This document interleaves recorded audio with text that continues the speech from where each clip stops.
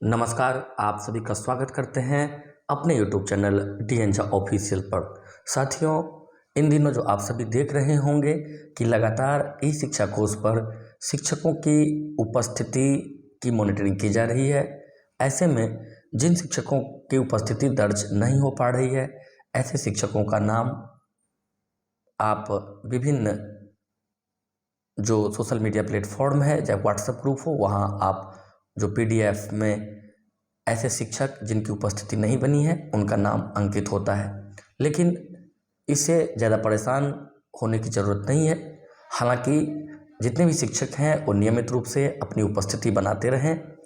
तकनीकी खराबी के कारण भी कभी कभी उपस्थिति दर्ज नहीं हो पाती है। ऐसे ही सवाल जो विधान परिषद में श्रीमती शशि यादव माननीय सदस्य बिहार विधान परिषद द्वारा पूछा गया है।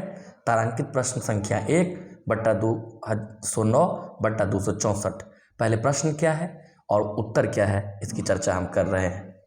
क्या यह सही है कि बिहार सरकार के शिक्षा विभाग में राज्य के सरकारी स्कूलों में कार्यरत शिक्षकों की हाजिरी ई शिक्षा कोष नामक एक मोबाइल ऐप पर बनवाने का निर्णय लिया गया है? प्रश्न ख है, क्या यह सही है कि शिक्षकों को स्वयं का स्मार्टफोन उपयोग किए जाने के कारण दुर्घटनावश कहीं मोबाइल फ़ोन खो गया या खराब हो जाने पर काफ़ी कठिनाइयों का सामना करना पड़ता है और उपस्थिति दर्ज करने से वंचित हो जाते हैं? ग, यदि उपर्युक्त खंडों का उत्तर स्वीकारात्मक है तो क्या शिक्षा विभाग सरकारी स्कूलों के शिक्षकों को उक्त मोबाइल ऐप पर ऑनलाइन हाजिरी बनाने हेतु स्मार्टफोन उपलब्ध कराने या अन्य आवश्यक उपकरण उपलब्ध कराने का विचार रखती है? यदि हाँ तो कब तक, नहीं तो क्यों?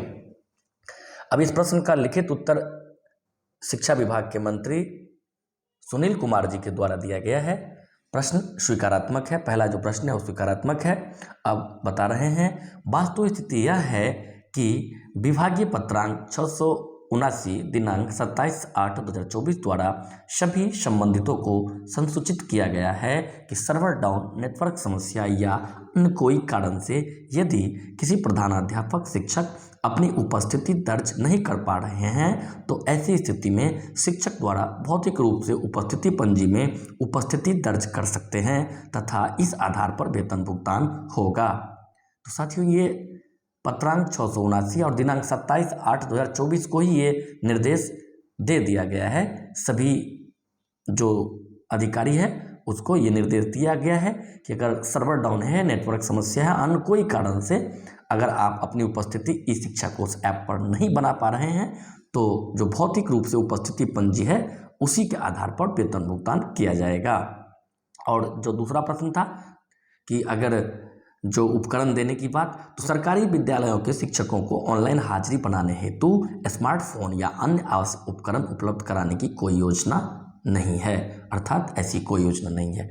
तो बहुत ही अच्छा ये सरकार का जवाब आया है और बिल्कुल परेशान नहीं होना है। हालांकि जो शिक्षक नियमित रूप से अपनी उपस्थिति बना रहे हैं, बनाते रहें, ये भी अच्छा ही है। और अगर किसी कारण से नहीं बना पा रहे हैं तो निश्चित रूप से आप अपनी उपस्थिति बनाएं, लेकिन घबराने और डरने की बात नहीं है। साथियों, इसी प्रकार की खबर आपको लगातार देते रहते हैं, आगे भी देते रहेंगे। अगर हमारे चैनल पर आप नए हैं, पहली बार हमें देख रहे हैं, सुन रहे हैं, तो चैनल को सब्सक्राइब कर अपना सहयोग समर्थन देना ना भूलें। फिर मिलेंगे नई जानकारी के साथ। तब तक के लिए आप सभी का बहुत बहुत धन्यवाद।